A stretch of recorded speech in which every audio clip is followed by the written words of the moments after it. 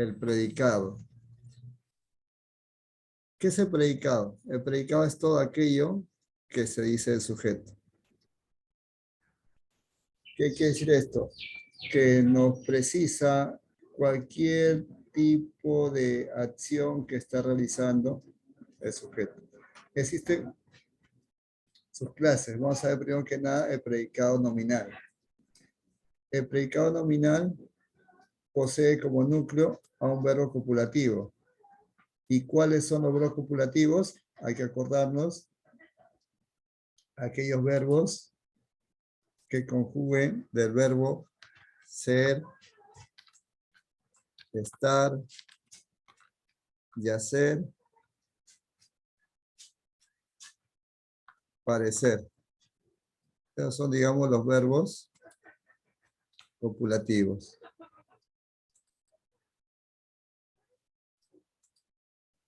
Presenta de manera obligatoria un complemento atributo. Claro que sí, presenta un atributo, que puede ser un sustantivo, un adjetivo o construcciones afines.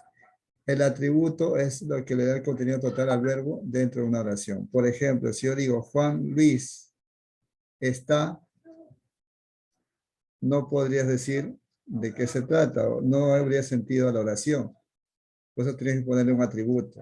Juan Luis está feliz. En este caso el atributo es un adjetivo, ¿no? Feliz es adjetivo. Carla es una profesora. Una profesora es el atributo. Profesora es un sustantivo. Entonces, hay que tener en cuenta de que si siempre derivan de estos verbos ser, estar y hacer parecer, va a necesitar un núcleo, un atributo. El verbo está proviene del verbo estar. Es proviene del verbo ser. Entonces hay que tener en cuenta ello. Ahora, si hablamos de la otra clase de predicado, que es el predicado verbal, antes de avanzar, aquí están los verbos que le había mencionado hace un ratito. Ser, estar, permanecer y hacer. Estos, digamos, son los verbos copulativos, a los que hice referencia hace un momento. Ahora, con respecto al predicado verbal, que es la otra clase de predicado, presenta como núcleo un verbo predicativo, o también llamado no copulativo. Los verbos predicativos son todos los demás verbos: escribir, viajar, volar, dormir, soñar, cantar, reír. Todos los demás verbos son el predicado verbal. ¿Y cómo se identifica? Se integra con los siguientes complementos. Debe estar integrado como objeto directo o indirecto, complemento agente, predicativo o complemento circunstancial. Siempre eso debe de haber en su estructura de predicado verbal, a diferencia del nominal. En el caso de los ejemplos, dice, ¿no? Él escribió una carta para su madre. Quiero hallar el objeto directo. Yo le pregunto al verbo, ¿qué más el verbo?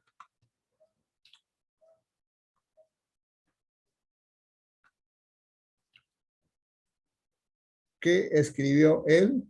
Una carta. La respuesta será el objeto directo. Ahora, quiero hallar el objeto indirecto. Hago otra pregunta. Acá puedo decir,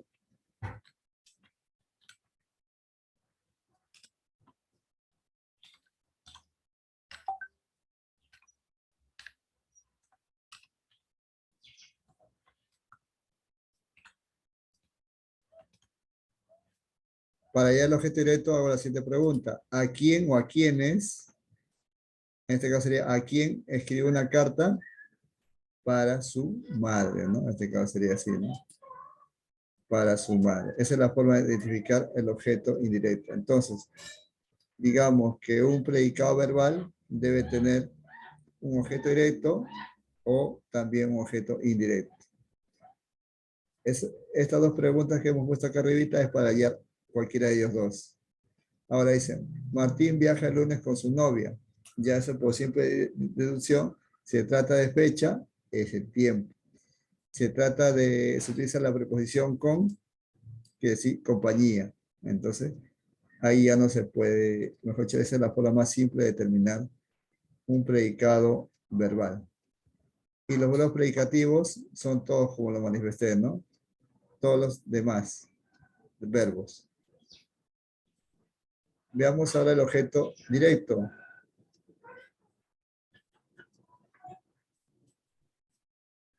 Bueno, el objeto directo es la palabra o conjunto de palabras que recibe directamente la acción. Está formada por sustantivo o construcciones sustantivas. Y se puede pronominalizar por la, las, lo, los, me, te, se, nos, os. Y para reconocerlo, como dije hace un momento, se hace la siguiente pregunta, ¿no? El que más el verbo más sujeto. Tal como indica acá. Con respecto a ello, veamos los ejemplos. Dice, Alejandra firmó un documental judicial. ¿Qué firmó Alejandra? Un documental judicial. Para tener la certeza, reemplazamos esto y solamente me quedo con el verbo y cambio. Lo firmó. De esa manera ya lo pronominalicé la oración. Entonces, ahí queda que Alejandra firmó un documento judicial. Este caso sería el objeto directo. Ahora, si vemos con respecto al objeto indirecto, acá digamos que la acción hace que reciba directamente la acción del verbo. El objeto indirecto puede beneficiar o perjudicar la acción verbal y se pronominaliza con los siguientes pronombres: le, les, me, te, se, nos, os. Y para reconocer con la siguiente pregunta: ¿para quién o quiénes o quién más el verbo más el objeto directo? Por ejemplo, dice, ellas compraron una torta a sus abuelitos. ¿A quiénes compraron una torta? Sus abuelitos. Quiero pronominalizarlo. Cambio por sus abuelitos y le pongo les. Les compraron. Entonces, ¿qué vamos ahí? Que ellas compraron una torta a sus abuelitos. Esa sería la respuesta del objeto indirecto. Hasta ahí, ¿alguna consulta, señoritas?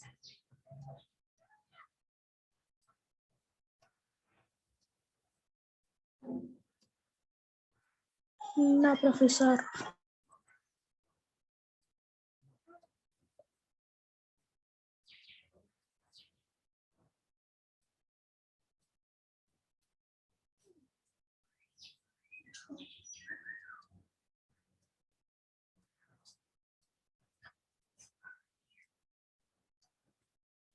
Muy bien, entonces vamos a la siguiente página. Vamos a ver los complementos.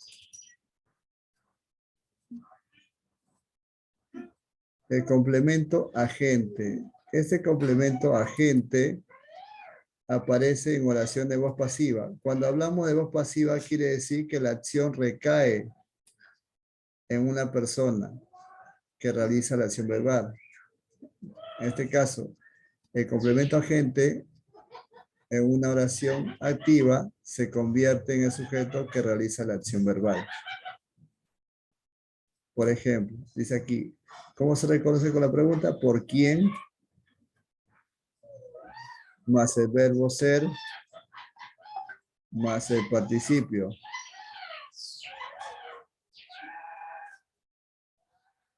Aquí dice, Juan Carlos escribió una hermosa carta. Acá dice que acá Juan Carlos está haciendo la acción.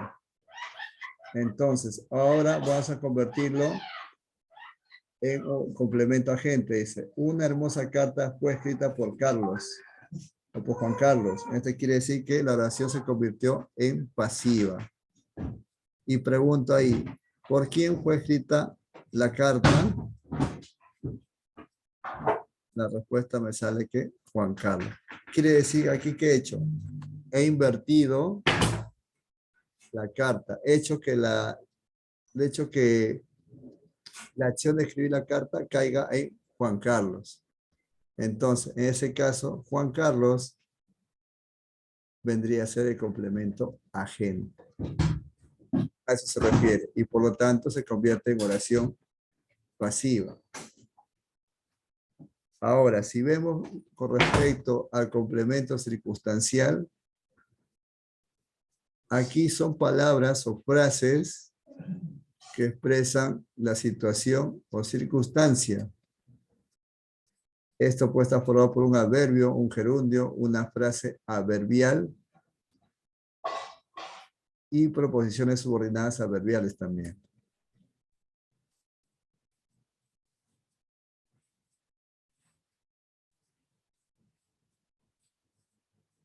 Y aquí vemos los circunstanciales. Por ejemplo, aquí podemos ver a complemento de tiempo, y para hallar el complemento de tiempo, yo me pregunto ¿cuándo? De lugar, y me pregunto, para hallarlo me pregunto ¿dónde? Si hablamos de cantidad, me pregunto ¿cuánto? Si hablamos de modo, ¿cómo? Si hablamos de causa, ¿por qué? Si hablamos de finalidad, ¿para qué? Si se habla de compañía, ¿con quién o con quiénes? Si hablamos de transporte, ¿en qué? Si hablamos de instrumento, ¿con qué? Y si hablamos de tema, ¿sobre qué o de qué? Ahora, en el caso de la negación, únicamente ponemos todo lo que niega, ¿no? Por ejemplo, puede ser, en este caso, a ver. Acá sería no. Acá sería no, nunca, jamás.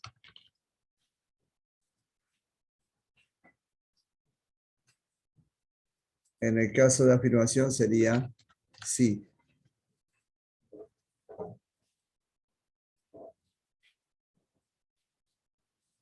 Entonces, aquí hay que tener en cuenta algo.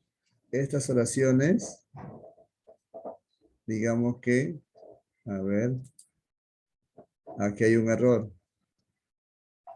Este ejemplo debe estar acá.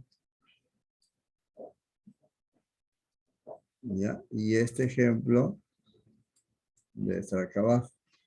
O sea que hay un error, hay un error. Por eso ahí tengan en cuenta en las flechitas. O sea que este sí es de acá arribita y el no es el ejemplo de abajo. Ahora, con respecto a la duda. Con respecto a la duda. Acá hay dos palabras.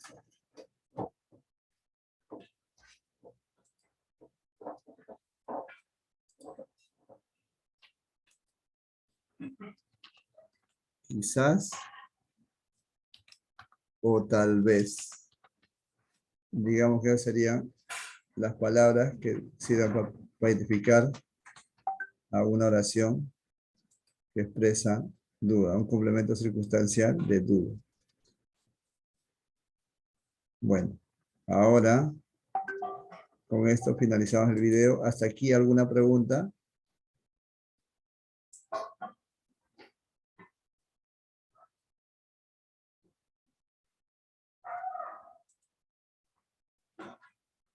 No, profesor.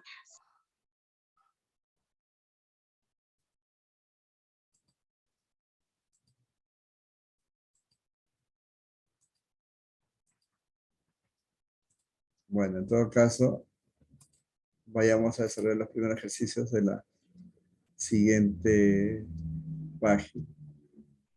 A ver, empecemos por favor. Dice ahí, señala la alternativa que tenga un verbo copulativo. ¿Cuál de ellas tiene un verbo copulativo?